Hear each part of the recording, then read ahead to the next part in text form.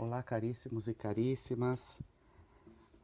Queremos aí reafirmar mais um conteúdo de aula, a fim de que tenhamos um material disponível para poder aprofundarmos no tema acerca desse interesse místico-religioso do homem pós-moderno, ou, em outras palavras, esse interesse místico do homem contemporâneo. Vemos ali que o homem é um ser religioso por natureza, como traz a afirmação Mircea Eliade. Recordamos a ideia das vivências originárias, ou seja, aquelas vivências ou experiências antropológicas que alargam os horizontes do homem, que produz sentido para a existência do homem, gerando então, dando origem a outros elementos. A isso então nós chamamos de vivências originárias. Quando fazemos uma análise disso pela via da religião, nós chegamos a um elemento chamado de fenômeno religioso. Então, por fenômeno religioso, a definição de fenômeno, de maneira simples, é as manifestações. Então, quando se vivencia, se experiencia o fenômeno religioso, nós estamos falando destas manifestações do sagrado, essas experiências transcendentes que perpassam por nossa experiência sensível, perceptível. E a isso, então, nós chamamos de mística. Então, quando eu penso mística, eu penso ali na sua etimologia do grego mio, uma percepção do mistério. O mistério é aquilo que, de fato, eu sei que existe, eu sinto, eu vivencio, eu experiencio, mas ainda foge da minha definição. Por isso que dentro desse conjunto, dentro deste contexto, se faz necessário recordarmos aquela ideia também do grego acerca de numen e de nomen. Numen enquanto aquela experiência primeira, aquela experiência primária da religião, onde se vislumbra no fusco-lusco, onde não se tem clareza, mas se sabe que existe, onde se vai pela via negativa, não afirmando o que é, mas afirmando aquilo que não é. O momento em que Deus, por exemplo, ainda não é onipotente, mas ele é a onisciência em si. Por isso, o numen sempre está vinculado à hierofania. A hierofania, então, é esta manifestação do sagrado que se demonstra ao homem e o homem capta pela via da mística.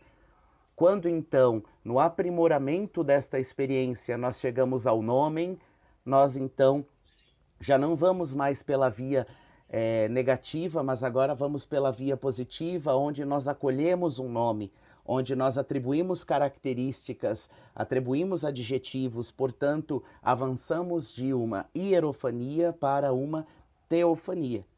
Mas antes de continuarmos adentrando esse mistério da mística e do misticismo, desejo com vocês retomar dentro da história esse termo que entrou em onda na era da pós-modernidade. Então, existem programas de TV, artigos de jornal, revistas de divulgação, livros, revistas científicas, todas elas que passam a analisar as diferentes manifestações desse novo interesse humano pela mística, pelo sagrado, e sem a mínima pretensão de esgotar de fato este assunto que é abrangente e que de fato entusiasma, nós precisamos recorrer ao processo histórico para pensar.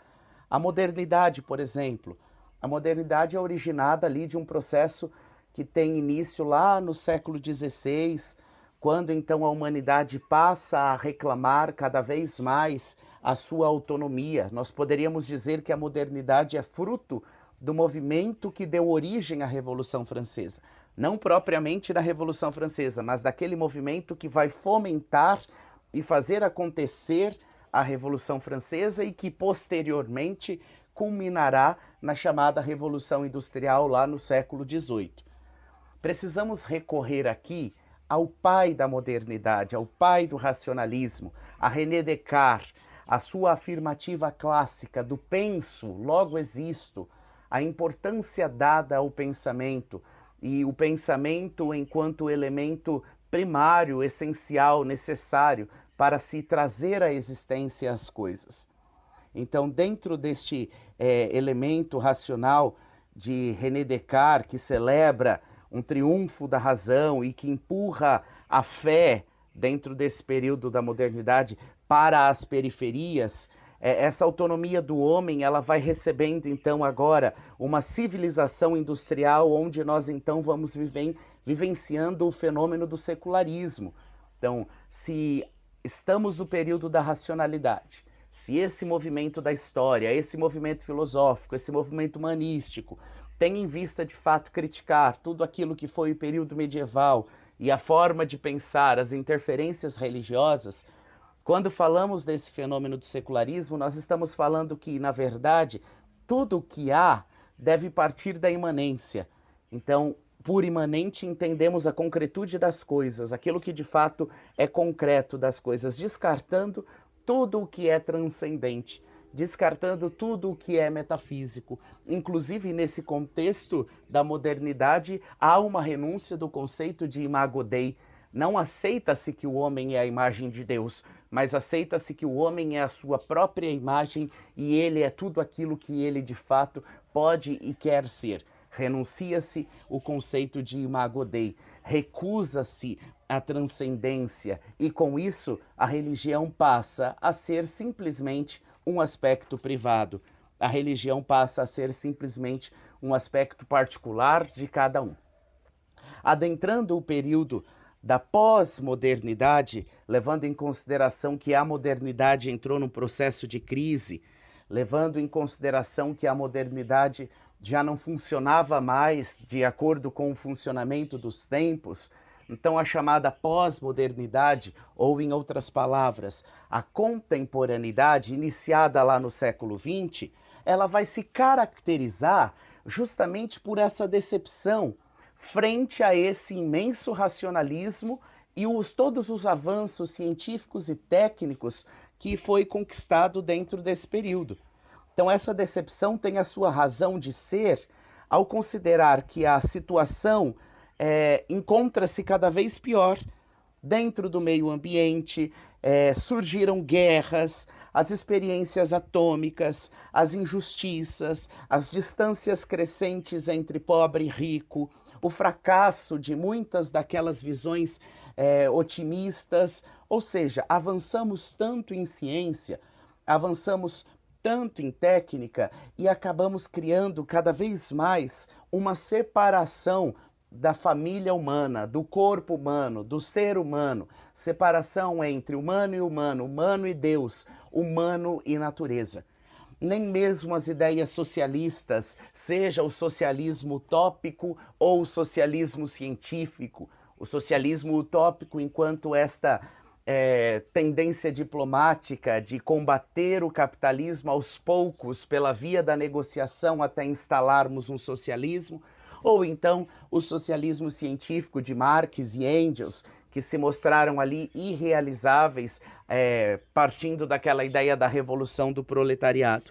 Portanto, tanto os países capitalistas como socialistas não conseguiram resolver os problemas da humanidade, já que não há mais uma prevalência do ser mais, mas ainda continua havendo uma prevalência do ter mais. É justamente diante desta decepção que vai acontecer, que vai surgir no seio da humanidade uma crise existencial muito grande. Diante desta crise, desta decepção, diante da falência de tais visões e previsões otimistas, desse aumento da pobreza, das guerras, da degradação do meio ambiente, pessoal, é que então haverá de surgir uma espécie de retorno àquelas tradições pré-modernas, em particular aquelas que eram pré-iluministas, em que se buscam certezas mais fortes do que possa oferecer a modernidade crítica. Nem mesmo os mestres da suspeita, os críticos da religião, conseguiram resolver os problemas dos homens, como Marx, Nietzsche, Freud.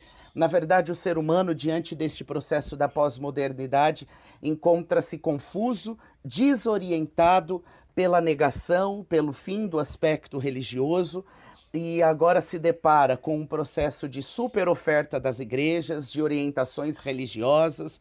Ou seja, dentro desta crise existencial, ocorre um regresso do sagrado. busca-se sanar as feridas existenciais pela via de uma retomada ao ideal de um ser transcendente. Então, o sagrado ele vem sanar agora, em nível individual, as carências, as necessidades, as feridas que a sociedade atualmente tecnizava, ou uma sociedade técnica, vamos dizer assim, para responder o quê? O horror das duas grandes guerras mundiais, os artefatos atômicos capazes de destruir várias vezes toda a vida no planeta, essa divisão entre primeiro, segundo e terceiro mundo. E aí, então, diante desta crise existencial, deste regresso ao sagrado, nós poderíamos falar sobre um surto religioso. Isto é muito forte. Dentro deste surto religioso, então, já que a frieza da técnica, a carência de sentido, o homem que reage buscando um oposto de tudo isso, buscando a harmonia, a emoção, a intuição, uma razão fruitiva, uma razão comunicativa e não puramente tecnicista, vai dando espaço para esse chamado surto religioso. Começam a surgir esoterismos, promessas de curas, práticas de ocultismos, passagens pelo fogo, saunas purificadoras. Então a fé na virada do tempo para uma nova era do homem, que nós chamamos assim nesse período de homem aquariano. É justamente aqui, neste ponto, pessoal, imbuídos pelo sofrimento e pelos problemas que atingem tanto as áreas materiais quanto as áreas espirituais, que o homem agora está batendo a porta do sagrado, que vem então agora a necessidade de entendermos acerca da mística e também do misticismo. Então a palavra mística, ela está imbuída ali dentro de um longo processo histórico, tá certo? Na sua etimologia, vindo do grego, da palavra mystikos, ela está relacionada com os verbos mio. Mio, do grego, significa fechar os olhos e a boca para penetrar um mistério sem divulgá-lo. Mas, ao mesmo tempo, miel é outro verbo grego que vai dar origem à palavra mística, que está vinculado àquela ideia de iniciar, instruir alguém nos mistérios. Então, a mística, ela nasce dentro de um contexto extremamente religioso. A mística nasce atrelada profundamente aos mistérios e também atrelada às ideias de todos aqueles rituais de iniciação. Ou seja, dentro do aspecto religioso, cada pessoa que pela via da celebração, do cântico, da dança, dos mantras, das dramatizações, das realizações gesticulares, recebe assim uma revelação, um processo de iluminação, trata-se então de uma experiência mística. Não se trata simplesmente de ouvir uma catequese, não se trata simplesmente de ouvir um discurso doutrinário, ideológico, mas a mística está profundamente atrelada a um processo experimental, a um processo de experiência, a um processo que toca as dinâmicas mais profundas da existência humana. Por isso nós podemos dizer que a mística é evidenciada na busca humana em direção ao sagrado. Sendo uma busca humana, mística não é nada exclusivamente teológica, mas é profundamente humana, profundamente antropológica, onde o homem vai buscar agora a presença transcendente na imanência. Então a mística não é o elemento, a experiência religiosa que nos tira da concretude da vida, que nos afasta das experiências cotidianas, mas justamente esta busca da presença do transcendente, da presença de alguém que é capaz de transcender a matéria dentro do cotidiano da minha vida, dentro da imanência. Portanto, para que haja experiência mística, se faz necessário reconhecer tanto as experiências sensíveis, aquelas que me chegam pelos sentidos, quanto as experiências empíricas, aquelas que passaram pela minha experiência. Então, todas as experiências do cotidiano, todas as experiências da vida, elas não recusam a presença do transcendente. Quem é místico? Místico é aquele que, inserido no mundo concreto, inserido na sociedade concreta, é capaz de reconhecer a presença do transcendente. É justamente diante disso que se pode falar acerca da mística dentro de um processo chamado de roda da vida, onde, então, o ser humano é mistério também para si mesmo. O ser humano é um mistério enquanto uma realidade absolutamente inatingível em sua totalidade. O ser humano é um limite para a sua própria inteligência. Nós não damos conta de dizer tudo o que somos. Durante toda a vida, estamos juntos de nós mesmos e nos surpreendemos muitas vezes com aquilo que somos capazes ou com aquilo que fizemos ou deixamos de fazer. O ser humano não dá conta da sua própria realidade. O ser humano não dá conta do seu próprio recurso inconsciente.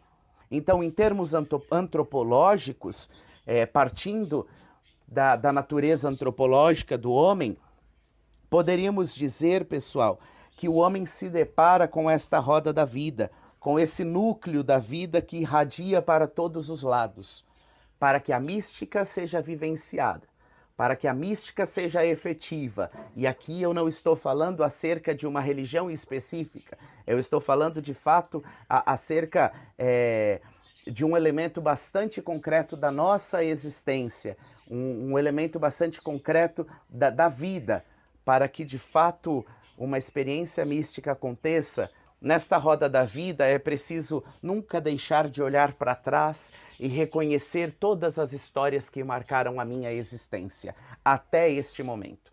É preciso nunca deixar de olhar para cima e reconhecer a capacidade de transcendência que eu e você trazemos, embutidos em nossa existência, uma capacidade de não ficarmos presos somente ao imanente, mas sem sair do imanente, sermos capazes de alcançar o transcendente, enxergar mais longe. É justamente pela via da história existencial que eu sou capaz de recorrer ao transcendental e nesta roda da vida seguir para frente, em busca de construir novos projetos, em busca de perceber novos horizontes. Mas também a roda da vida se faz olhando para baixo, olhando para dentro de si, para a descoberta de si mesmo, no mais profundo da nossa existência, no mais profundo daquilo que somos.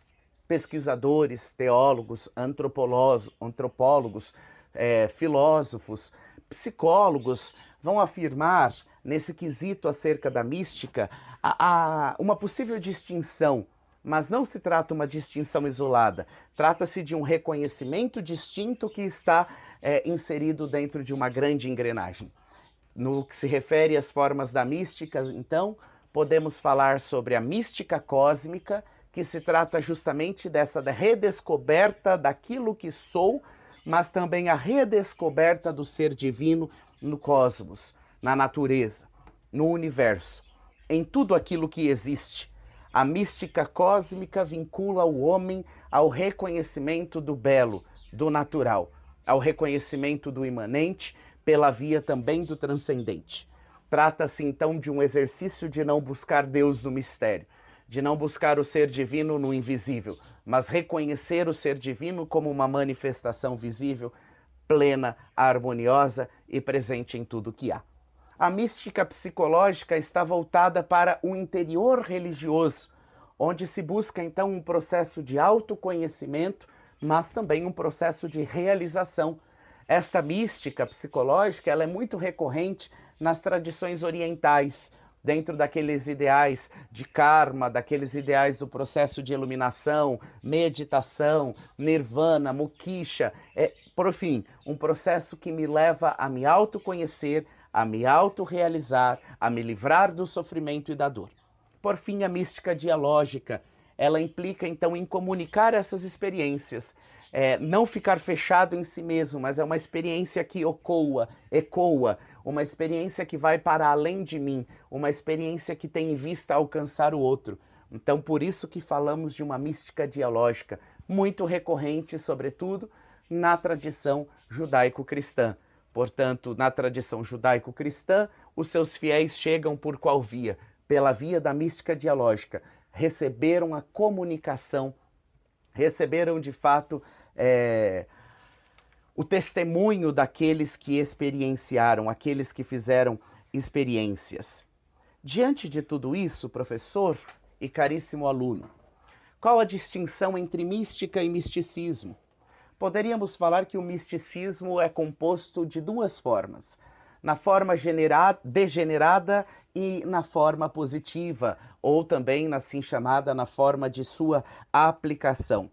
Nós estamos, então, inseridos num processo de revanche do sagrado, tá certo? Então é sinal de que o homem não pode viver sem espiritualidade. O homem recusa as bases colocadas pela modernidade e pelo secularismo. Então, o homem busca algo frente às suas decepções. Então, com o retorno ao sagrado, a partir da crise existencial, com o surto religioso, podemos falar, então, de uma revanche do sagrado. Então, o misticismo, na sua forma degenerada, entende-se o quê? O uso do fundamentalismo, o uso do fanatismo, da absolutização de ideias e ideais. É quando a minha experiência deixa de ser mística e se torna puramente misticista, quando eu me fecho em mim mesmo, quando eu não percebo o mundo como lugar de salvação, quando eu não percebo as outras pessoas como pertencentes à família humana, mas fechado no absolutismo das minhas ideias e ideais, busco então fundamentar o mundo com as minhas próprias ideias. Esta é a forma degenerada da aplicação da mística, ou seja, do misticismo. No entanto, o misticismo, enquanto a aplicação da mística, vem também numa forma positiva, quando então o homem, a partir da sua experiência, entende o quê?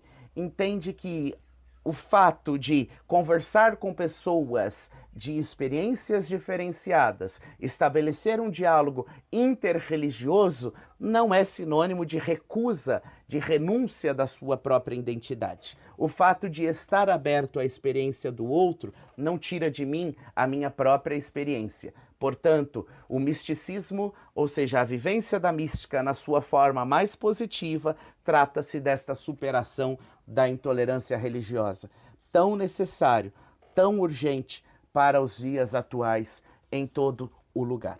Espero haver ajudado você com este vídeo, espero que de fato esta mensagem tenha lhe alcançado, tenha esclarecido muitas das suas ideias. Até a próxima, tchau, tchau.